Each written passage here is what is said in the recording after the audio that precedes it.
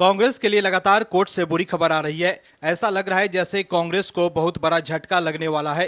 कांग्रेस लोकसभा चुनाव 2024 के परिणामों को लेकर जरूरत से अधिक उत्साहित थी। उसे लग रहा था कि मानो वो लोग जंग जीत गए हैं, लेकिन उनके नेता ये समझने में नाकाम रहे कि तीसरी बार भी उन्हें विपक्ष में बैठने के लिए बहुमत मिला है। खैर, कांग्रेस के नेता बार बार ये कह रहे थे कि बीजेपी की सीट कम हो गई और वो नाच गा रहे थे, लेकिन असल ग्रह तो कांग्रेस के सांसदों पर ही लग गया है, क्योंकि कांग्रेस के सांसदों की सांसदी और जीत को लगातार कोर्ट में घसीटा जा रहा है, जिसकी वजह से लग रहा है कि कहीं ऐसा न हो कि कांग्रेस के सांसदों की संख्या फिर 44 और 52 हो जाए। तमाम कांग्रेस के सांसदों की जीत पर प्रश्न चिन्ह लग गए हैं। अब जो कोर्ट से खबर आई है उससे कांग्रेस की आफत बढ़ गई है। क्या है खबर, बताते हैं आपको इस रिपोर्ट में। दर्शकों, कांग्रेस की मुश्किलें बढ़ती दिख रही है। नया मामला कांग्रेस के चंडीगढ़ सांसद मनीष तिवारी का है, क्योंकि उनकी सांसदी अब कोर्ट में घसीट दी गई है। चंडीगढ़ लोकसभा से चुनकर संसद जाने वाले कांग्रेस के नेता मनीष तिवारी की मुश्किलें बढ़ने वाली है। लोकसभा चुनाव में मनीष तिवारी के खिलाफ चुनाव लड़ने वाले बीजेपी नेता संजय टंडन ने भ्रष्ट आचरण का आरोप लगाते हुए मनीष तिवारी की लोकसभा चुनाव में हुई जीत को पंजाब और हरियाणा हाई कोर्ट में चुनौती दी है।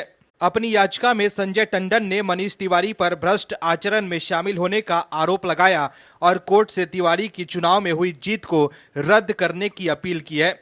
चंडीगढ़ सीट पर मुख्य मुकाबला बीजेपी नेता संजय टंडन और मनीष तिवारी के बीच ही था, जिसमें मनीष तिवारी 2504 वोटों के मामूली अंतर से जीते थे।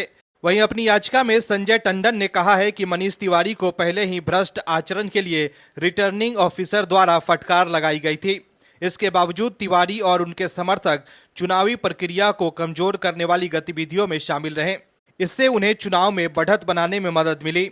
कोर्ट में दायर इस याचिका में मनीष तिवारी के चुनाव को रद्द कर और संजय टंडन को चंडीगढ़ लोकसभा सीट का निर्वाचित सांसद घोषित करने की मांग की गई है। इसमें तिवारी सहित कांग्रेस और आम आदमी पार्टी पर आरोप लगाया गया है कि उन्होंने मतदाताओं को पैसे का लालच दिया और गारंटी देने जैसे भ्रामक वादे किए।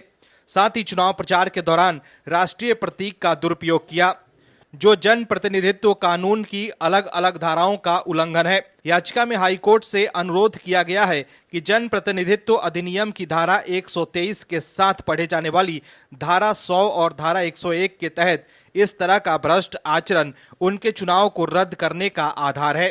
बीजेपी के नेता की इस याचिका को हाईकोर्ट ने स्वीकार कर लिया है और इस पर प्रस्ताव नोटिस जारी किया है। मामले की अगली सुनवाई 9 सितंबर को होगी। वहीं लोकसभा चुनाव के दौरान खटाखट 8500 रुपए वाले वादे को लेकर भी कांग्रेस घिर गई है। ये मामला भी इलाहाबाद हाईकोर्ट पहुंच गया है।